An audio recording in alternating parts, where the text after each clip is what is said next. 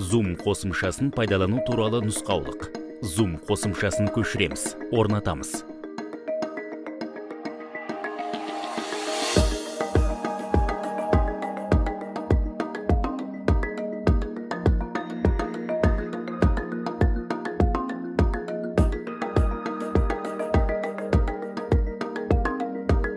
Google аккаунт арқылы тіркелеміз.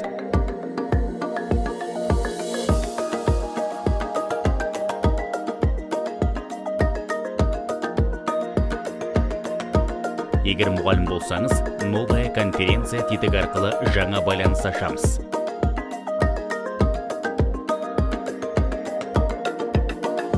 Пригласить тетігін басамыз. Жоғары жақта байланысқа шақыру коды тұрады. Сол кодты барлығына таратамыз. Егер оқушы болсаңыз, войти тетігін басамыз. Идентификатор ұяшығына мұғалім жіберген кодты енгіземіз. Ваше имя ұяшығына оқушының аты жөнін жазамыз да кіреміз. Осылардың барлығын дұрыс істесеңіз, онлайн сабаққа дайынсыз.